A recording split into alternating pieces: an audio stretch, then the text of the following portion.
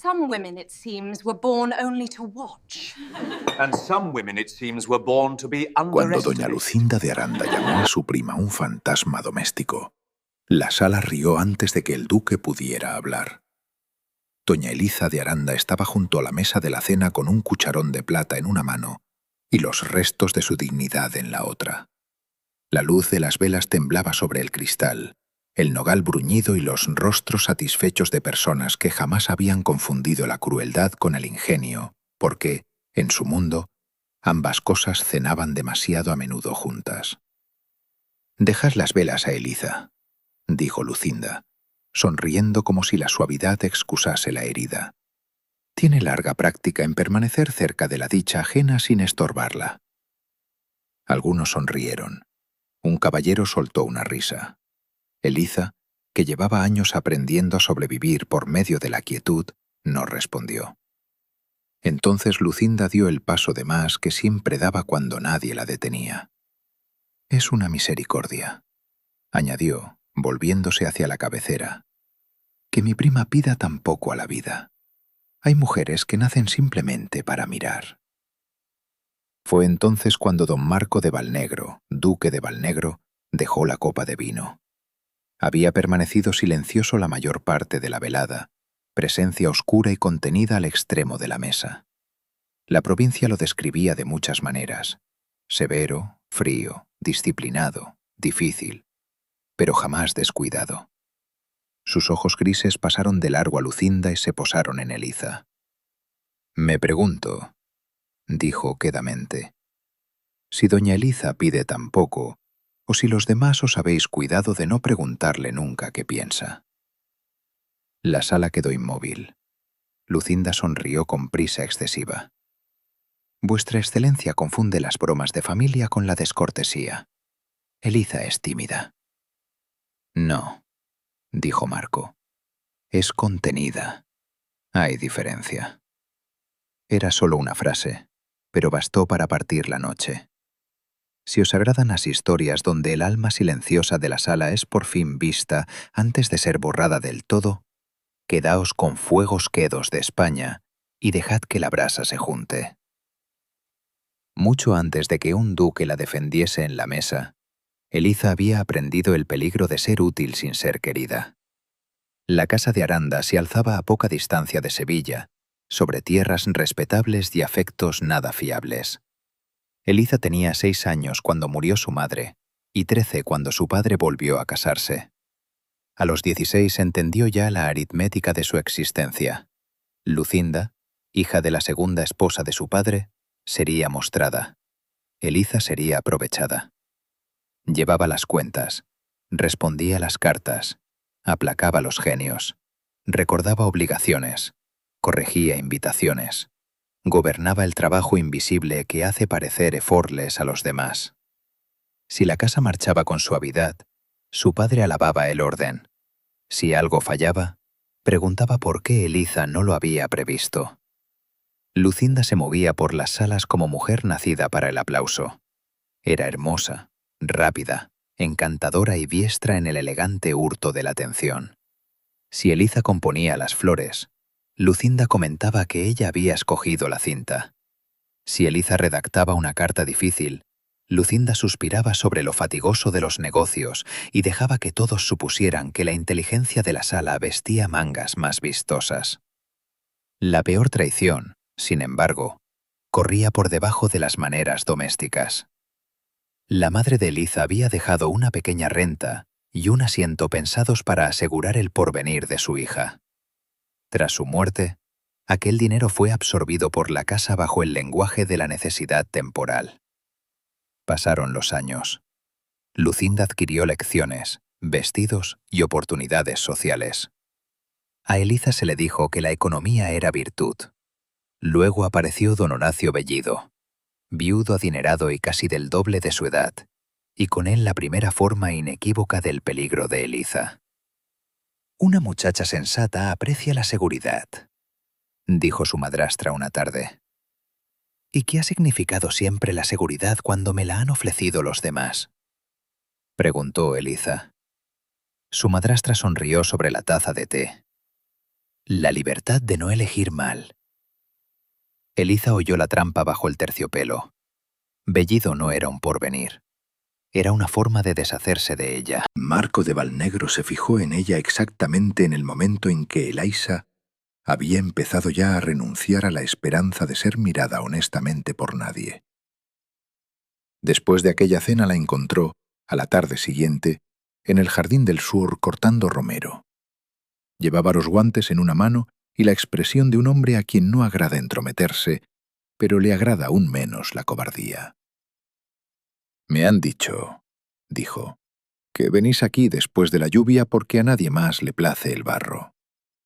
«Es una manera», respondió Eliza, «de describir un sitio donde puedo pensar sin ser interrumpida». «Entonces lo he echado a perder». «No del todo, Excelencia. Solo habéis puesto en riesgo su reputación». Algo casi parecido al humor rozó el rostro de él. Caminaron hasta el muro de piedra. La conversación empezó con cautela y acabó, para desconcierto de Eliza, en honestidad. Él preguntó qué leía. Ella preguntó por qué detestaba las asambleas. Él respondió, tras una pausa, que las salas llenas de risa nunca habían vuelto a sonar igual desde que perdió a las personas por quienes en otro tiempo entraba de buen grado en ellas. Eliza no lo compadeció. Dijo solo, «Entonces quizá no odiáis la compañía, solo el derroche». Él la miró con la inmovilidad de un hombre que acaba de oír nombrada correctamente una pena muy privada. Después de eso volvió con frecuencia. A veces le dejaba un libro en el banco del jardín. A veces aparecía al caer la tarde bajo los perales, mientras dentro de la casa se disponían para la comparación y el lucimiento. A veces decían muy poco, y el silencio entre ambos parecía menos vacío que refugio. Eliza se descubrió hablando de maneras que durante años se había prohibido.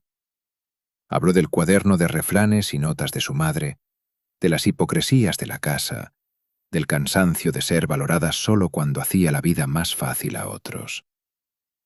Marco escuchaba con el cuidado de un hombre desacostumbrado a fingir atención. «El delito no es vuestra utilidad», le dijo una tarde. «El delito es que ellos no se hayan dignado a llamarla devoción. El amor no llegó como rescate. Se ahondó a través del reconocimiento». Los papeles escondidos. Luego el papel cambió todo. Una noche de lluvia, Eliza halló un paquete de cartas escondido en un secreter, detrás de cuentas viejas y lacre quebrado. El sobre exterior llevaba la mano de su madre. Dentro había una copia del asiento matrimonial, memorias de retiradas de dinero y una nota de mano posterior de su madrastra, rápida y firme, junto a un pago vinculado a los negocios de Bellido. Mejor casar a Eliza antes de que empiece a preguntar a dónde fue a parar todo. Durante un largo momento Eliza no pudo respirar. Allí estaba, al fin, la traición más honda debajo de años de humillaciones menores. La crueldad de Lucinda jamás había sido mera vanidad. La familia necesitaba a Eliza disminuida. Si seguía siendo la hija callada y útil que aceptaba la oscuridad como destino, nadie tendría que responder ni por el dinero arrancado a la protección de su madre, ni por el plan de trocar su porvenir antes de que pudiera interrogarlo. Cuando Marco la encontró más tarde en el pabellón del jardín, las cartas descansaban sobre su regazo como una herida visible. «¿Quién ha muerto?», preguntó en voz baja. «Nadie esta noche», dijo Eliza, «aunque empiezo a sospechar que ciertas partes de mí estaban destinadas a morir mucho antes». Él leyó en silencio. Cuando terminó, el rostro se le había puesto frío de un modo que volvía más peligrosa la cólera, no menos. «Pretenden forzar a Bellido con rapidez», dijo, «antes de que un abogado revise esto». «Sí». «¿Y qué haréis?». Soltó ella una risa quebradiza. «¿Qué hace una mujer? Llorar, quizá. Apelar a conciencias. Dejar que le digan que el sacrificio es amor». Marco se inclinó hacia adelante. Entonces no pidáis conciencia. Pedid precisión. Pedid a la ley que sea exacta. Ella le sostuvo la mirada. No seré rescatada para entrar en otra forma de obediencia. Y yo no os insultaría tratando de hacerlo. Mas si escogéis pelear, puedo daros un coche, un abogado y una casa donde nadie podrá trocaros mientras se oye la causa. La elección misma ha de seguir siendo vuestra. Ese fue el instante en que la confianza se volvió real. Si voy con vos, dijo Eliza, la provincia hablará. La provincia habla ya. Rara vez mejora por esperar. Ella debería haber vacilado. Se sorprendió a sí misma. Entonces iré, dijo, pero no escondida. Estoy cansada de salir de las salas como si fuese contrabando. Al mediodía del día siguiente, el escándalo pertenecía ya a todos los caminos entre Sevilla y el río. La señorita doña Eliza de Aranda había abandonado la casa de su padre en el coche del duque de Valnegro. Lucinda lloraba ante las visitas. Doña Morbuena se recluía en su aposento. Bellido exigía explicaciones. Marco dio orden a su casa de no admitir sino a quienes estuviesen dispuestos a hablar respetuosamente en presencia de doña Eliza. En Valnegro, Eliza recibió algo tan desconocido que casi la asustó. Privacidad. Una habitación suya. Un escritorio. Horas no reclamadas de antemano por la conveniencia ajena. Marco dispuso entrevistas con don Samuel de Bren, abogado poco paciente con tutelas torpes y cuentas familiares deshonestas. Pero la verdadera labor de construir la causa perteneció principalmente a Eliza. Siguió el rastro del dinero perdido. Reconstruyó fechas. Halló que una retirada de su herencia había sido disfrazada bajo pagos de loza doméstica, mientras otra había aliviado los negocios de Bellido exactamente cuando se empezó a hablar del matrimonio. Una doncella, preguntada con cuidado, admitió haber recibido orden de quemar ciertos apuntes antiguos y haber escondido 2 hojas en vez de cumplirla. Trozo a trozo, Eliza convirtió la herida en prueba. Entretanto, las noches en Valnegro los cambiaron a ambos. En el jardín cercado, bajo faroles y olor de romero, Marco habló más abiertamente de lo que había hecho con nadie desde que enterró a su esposa y a su hijo pequeño. Confesó que el duelo le enseñó a confundir el entumecimiento con la lealtad. Eliza admitió haber empezado a temer que pasar fácilmente por alto fuese un defecto moral suyo. «Os enseñaron a desaparecer», dijo él. «Sí. ¿No inventasteis vos esa lección?» «No», respondió ella. «Pero la obedecí». Él se detuvo junto al banco de piedra. La supervivencia suele parecer obediencia, hasta que una persona se ve bastante a salvo como para ajustar cuentas con el precio. Aquellas palabras la deshicieron más que cualquier consuelo. Cuando el cabildo de la provincia acordó oír el asunto, el escándalo había madurado ya en apetito. Las damas de iglesia acudían por indignación, los hacendados por entretenimiento, los escribientes jóvenes porque la sola presencia del duque convertía cada sala en un acontecimiento. Eliza entró en la vista del brazo de Marco, no porque necesitara exhibición, sino porque la provincia necesitaba ver que ya no sería tratada como presa. Su padre parecía más viejo de lo que ella recordaba. Su madrastra parecía ofendida por la legalidad misma. Lucinda, vestida de gris perla, era todavía hermosa de un modo que casi convertía la verdad en vulgaridad. Los primeros argumentos giraron sobre el decoro, la autoridad paterna, la dependencia femenina y todos los viejos disfraces bajo los que se hace pasar el hurto por respetabilidad. Rouen respondió con fechas y leyes. Marco usó el rango cuando el rango resultó útil. Pero la sala no cambió de verdad hasta que la propia Eliza pidió la palabra. Desplegó el paquete de cartas con manos seguras. «Mi madre», dijo, y la voz le llegó a toda la sala. «No me dejó desamparada. Me dejó protegida. Esa protección no se perdió. Fue consumida». Nadie se movió. Expuso el asiento, las retiradas disfrazadas, los tiempos de Bellido, las ventajas obtenidas por Lucinda y la nota que reducía su futuro a mera conveniencia. No lloró, no clamó. Fue exacta. La exactitud resultó mucho más humillante para los culpables que la furia. Cuando Lucinda intentó las lágrimas, Eliza se volvió hacia ella con el primer acero claro del día. «Me llamasteis mujer nacida para mirar», dijo. «Y miré. Miré cada mano meterse en lo mío mientras me decíais que la gratitud debía tenerme muda. Ese silencio se acabó». Las 2 hojas escondidas por la doncella confirmaron el uso deliberado de la herencia de Eliza. La pretensión de Bellido se vino abajo. El lenguaje de necesidad de su padre fracasó. El sacrificio invocado por la madrastra fracasó. La hermosura de Lucinda fracasó. El magistrado falló que el asiento de Eliza debía ser restituido por medio de la venta de ciertos bienes de Aranda, que ningún arreglo de tutela o matrimonio podía proseguir sin su consentimiento expreso, y que Bellido no tenía derecho alguno sobre su porvenir. Debería haber terminado allí. Mas a la salida, antes de que la concurrencia se dispersara del todo, Lucinda lanzó un último golpe. «No finjáis que esta victoria es solo vuestra», dijo en voz alta. «Sin el duque, seguiríais sirviendo vino a nuestra mesa». Durante medio latido el viejo reflejo alzó la cabeza en Elisa. Absorber, retirarse, sobrevivir más tarde. Entonces sintió a Marco a su lado, silencioso y firme, sin moverse a salvarla, esperando solo a ver qué iba ella a reclamar.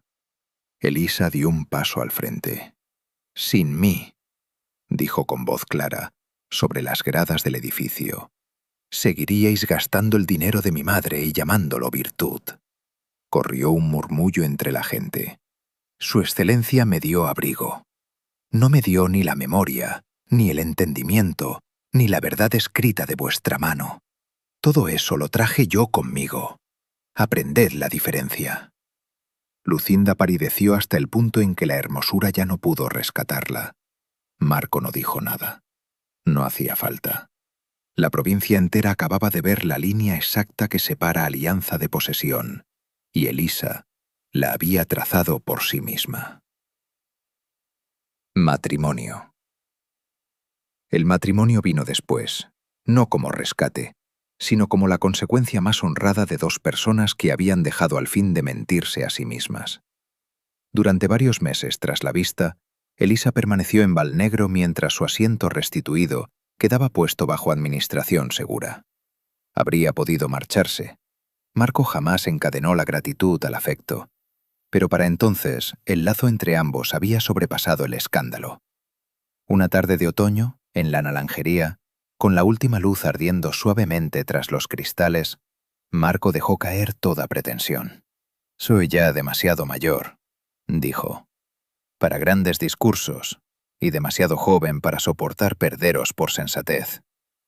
Os amo, Elisa, no porque necesitéis techo, no porque la admiración se haya disfrazado de deber. Amo la exactitud de vuestro entendimiento, la contención de vuestro valor y la manera en que hacéis que la honradez se sienta menos sola. Si podéis soportar a un marido sombrío y un título que atrae a los necios, casaos conmigo». Elisa había imaginado en otro tiempo que el amor se parecería al rescate, porque así enseñan al mundo a describirlo a las mujeres. No se parecía.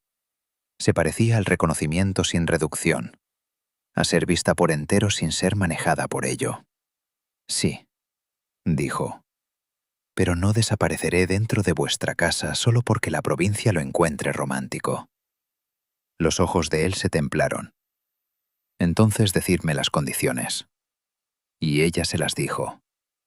Casaron en invierno, con quietud, pero no en secreto. Fueron invitados los escandalizados y obligados a comportarse. Elisa llevó las perlas de su madre y ninguna identidad prestada. Los años mudaron lo demás, pero no la verdad central. Bajo el cuidado de ambos, Valnegro se hizo una casa menos modelada por la representación que por la honestidad. A las hijas de los arrendatarios se las enseñó a leer contratos además de devocionarios. A los hijos se les enseñó que la autoridad sin escucha no es sino estupidez bien peinada. Viudas, primas, niños acogidos y medio perdidos hallaron allí que el afecto no se racionaba según la utilidad. Elisa y Marco criaron una familia donde el silencio se ofrecía como descanso, no se exigía como sumisión. Sus hijos crecieron en una casa donde a las hijas se las preguntaba qué pensaban antes de decidir por ellas, y a los hijos se los enseñaba que la ternura pide más valor que el lucimiento. En cuanto a Lucinda, casó con menos brillo del que imaginó, y descubrió tarde que el encanto no compra la clase de lealtad que pasa la juventud consumiendo. Elisa no edificó su dicha mirando cómo Lucinda menguaba. Tenía mejores cosas que hacer. Cuando más tarde preguntaban cómo el duque de Valnegro había llegado a casar con una mujer tratada por su propia familia como una nota al pie, la provincia ofrecía muchas respuestas. Unos decían escándalo, otros, lástima convertida en devoción, otros, que el duque había admirado siempre la inteligencia singular. Solo quienes miraron con verdadero cuidado conocían la verdad. No escogió a una mujer que nadie más pudiera ver. Escogió a la mujer a quien todos los demás se habían entrenado para no ver en absoluto. Y Elisa, tan alabada en otro tiempo por pedir tan poco a la vida, construyó al fin una casa donde se la amó no por su utilidad, sino por su ser entero, imperfecto e innegable. Así le llegó por fin la pertenencia, no como recompensa del silencio, sino como la vida que levantó una vez que el silencio perdió su poder.